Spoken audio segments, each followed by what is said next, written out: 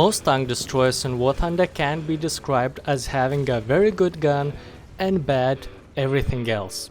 Waffenträger in German tech tree is a little bit different.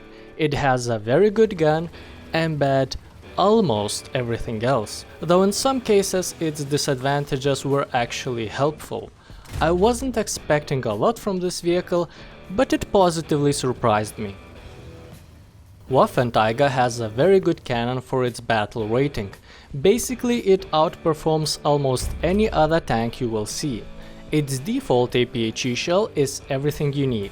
It has penetration that allows you to engage heavy tanks frontally and post-penetration damage that is enough to make sure that you don't need to engage the same target twice. In many cases, you don't even need to identify the tank. For example, when opponent is hidden behind bushes, because you don't even need to look for weak spots anyway. This round is very similar to what Tigers use, but because of longer barrel it reaches higher muzzle velocity, which positively affects penetration. Additionally, it makes it one of the fastest APHE projectiles at vehicle's battle rating, so hitting distant targets is relatively easy. Keeping that in mind, it's very convenient that Waffenträger has one of the best zooms. Magnification is over 9 times, while other tanks will have somewhere around 5 at these battle ratings. As you will find out later in the video, it is very helpful to keep some distance from opponents. Another type of shell, APCR. It offers even more penetration, but deals less post-penetration damage. There is no point to use it. Waffenträger has such a good gun that you should never need more penetration anyway. The only rounds that are worth considering using in exceptional situations are heat or high explosive. Since this vehicle has no machine guns, it can be difficult to deal with very lightly armored vehicles, Soviet trucks in particular. So using explosive rounds in this case will easily hull break them. But I am lazy person and personally prefer to shoot couple APHE rounds and don't bother with switching shells and dealing with the different ballistics.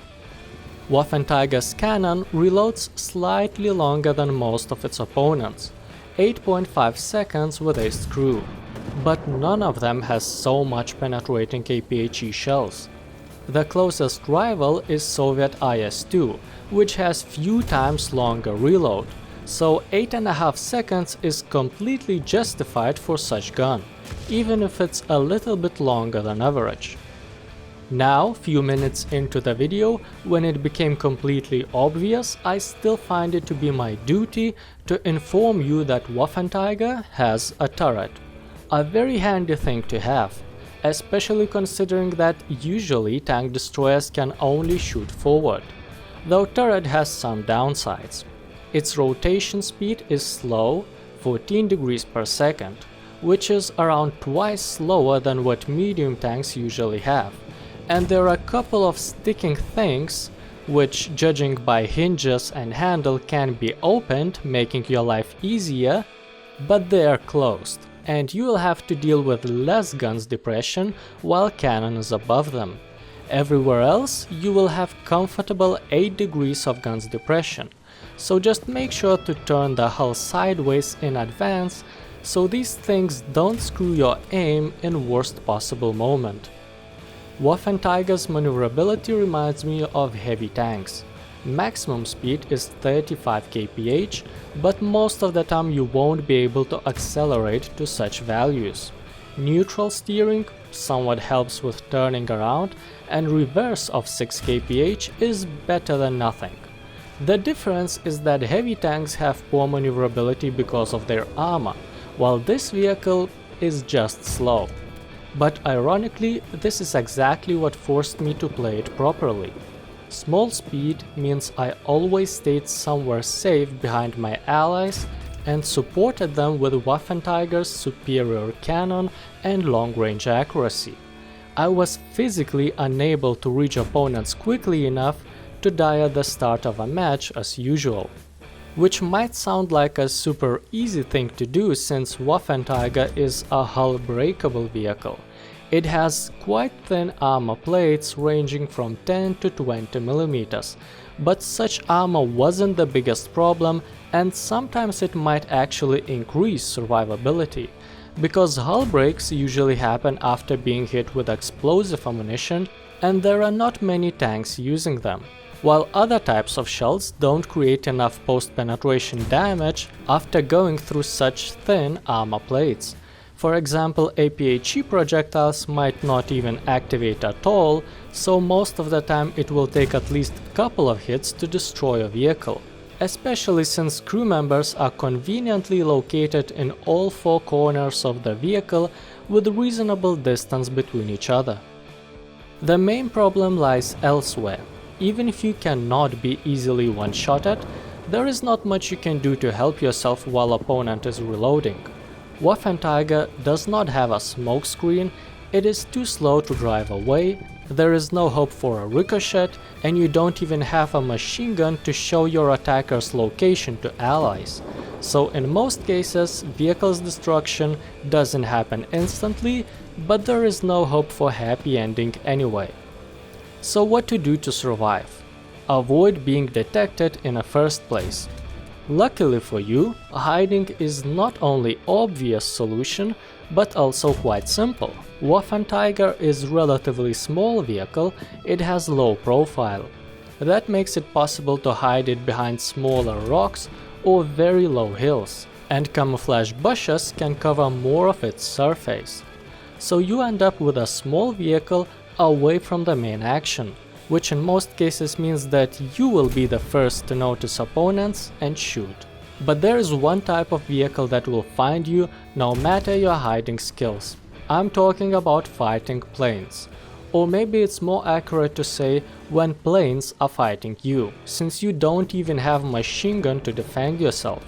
Waffenträger has an open turret, which every pilot understands as invitation to shoot inside. And planes usually carry something more dangerous, something explosive. And as you remember, explosives trigger hull break. In theory, you can try to shoot them down using your ridiculously big cannon's elevation of 45 degrees, but you have to be lucky.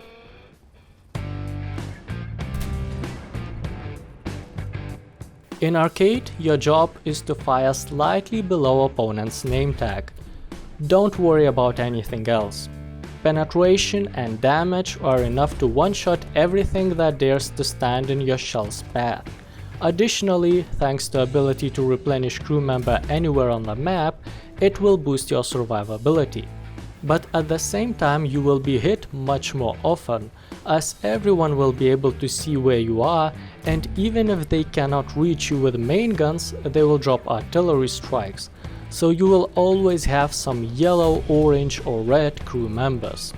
On a good note, your acceleration and speed becomes somewhat acceptable, and maps are usually smaller, so you can take good positions for flanking at the beginning of a match, where you can pretty much punish everyone for the rest of the battle. I would like to end arcade section with a useless advice. Look out for planes.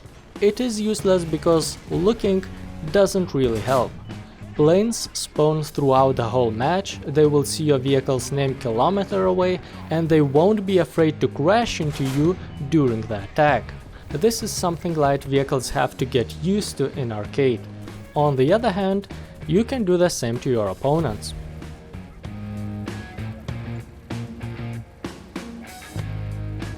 This vehicle's effectiveness stays pretty much the same in every battle. Doesn't matter what opponents you are facing. It can deal with any tank thanks to firepower advantage. And at the same time, it doesn't matter how much penetration opponents have, because your armor is too thin to resist shells anyway.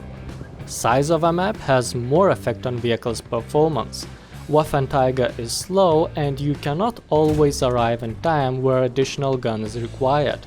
But that is partially compensated with a good zoom and muzzle velocity, so you don't always need to get closer to be able to help.